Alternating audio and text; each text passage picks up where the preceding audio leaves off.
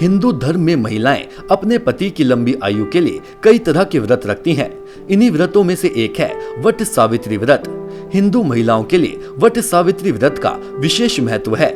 सुहागन महिलाएं इस दिन अपने सुहाग की दीर्घ आयु के लिए पूजा पाठ करती हैं और व्रत रखती हैं। ये व्रत हर साल ज्येष्ठ माह की अमावस्या के दिन रखा जाता है। धार्मिक मान्यताओं के अनुसार जो पत्नी इस व्रत को सच्ची निष्ठा से रखती है, उसे न सिर्फ पुण्य की प्राप्ति होती है, बल्कि उसके पति पर आई सभी प्रकार की परेशानियां भी दूर हो जाती हैं। वट सावित्री व्रत का महत्व।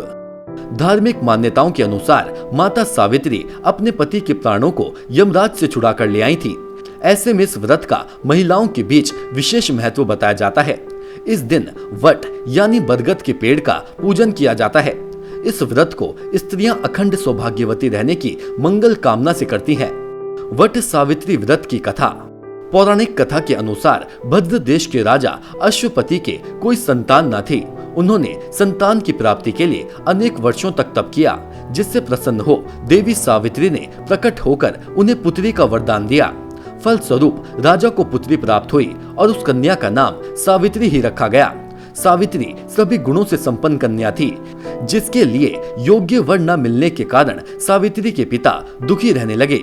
एक बार उन्होंने पुत्री को स्वयं वर तलाशने भेजा। इस खोज में सावित्री एक वन में जा पहुंची, जहां उसकी भेंट साल्व देश के राजा द्युम्नसेन से होती है। द्युम्नसेन उसी तपोवन में रहते थे, क्योंकि उनका राज्य किसी ने छीन लिया था।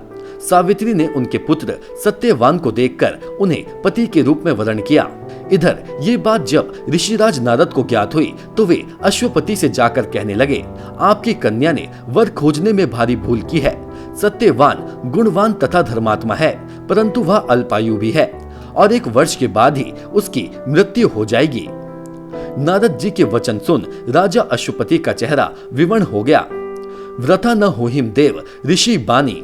ऐसा विचार करके उन्होंने अपनी पुत्री को समझाया कि ऐसे अल्पायु व्यक्ति के साथ विवाह करना उचित नहीं है, इसलिए अन्य कोई वर चुन लो। इस पर सावित्री अपने पिता से कहती हैं कि पिताजी, आधे कन्याएं अपने पति का एक बार ही वरण करती हैं तथा कन्यादान भी एक ही बार किया जाता है। अब चाहे जो हो, मैं सत्यवान को ही वर रूप में स्वीकार कर चुकी हूँ। इस बात को सुन दोनों का विधि विधान के साथ पाणी ग्रहण संस्कार किया गया और सावित्री अपने ससुराल पहुंचते ही सास ससुर की सेवा में रत हो गई। समय बदला, नारद का वचन सावित्री को दिन प्रतिदिन अधीर करने लगा। उसने जब जाना कि पति की मृत्यु का दिन नजदीक आ गया है, तब उसने 3 दिन पूर्व से ही उपवास शुरू कर दिया। नारद द्वारा कथित निश्चित तिथि पर पितरों का पूजन किया गया। नित्य की भांति उस दिन भी सत्यवान अपने समय पर लकड़ी काटने के लिए चला गया, तो सावित्री भी सास ससुर की आज्ञा से अपने पति के साथ जंगल में चलने के लिए तैयार हो गई।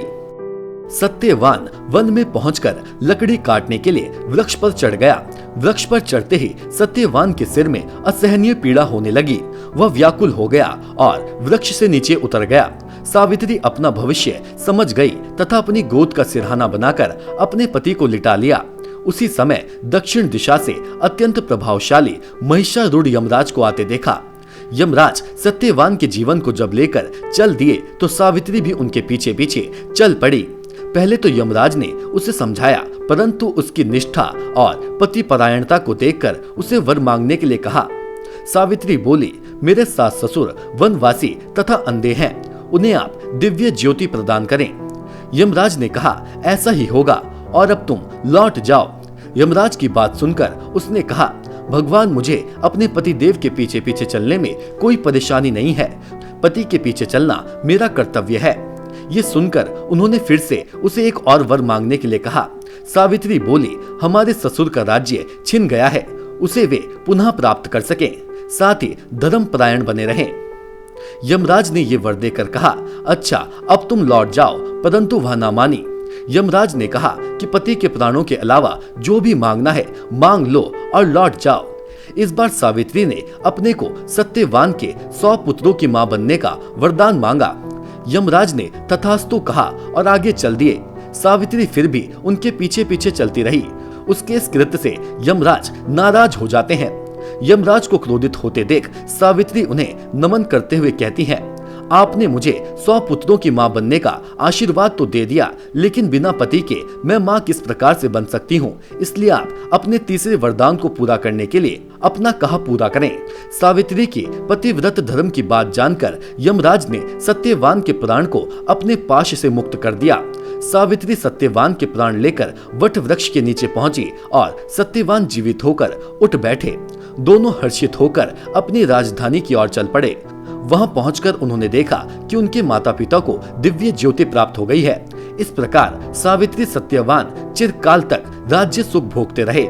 मान्यता है कि वट सावित्री व्रत करने और इसकी कथा सुनने से उपासक के वैवाहिक जीवन या जीवन साथी की आयु पर किसी प्रकार का कोई संकट आया भी हो तो टल जाता है।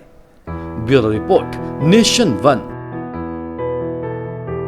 नेशन वन की खबरों के अपडेट के लिए आप हमारे चैनल को लाइक करें, सब्सक्राइब करें, पसंद आई वीडियो को शेयर करना ना भूलें और ज्यादा जानकारी के लिए लॉग इन करें www.nation1.tv पर। अधिक जानकारी के लिए आप हमें ट्विटर, फेसबुक पर भी फॉलो कर सकते हैं। तो खबरों की ज्यादा जानकारी के लिए बने रहें नेशन वन के साथ।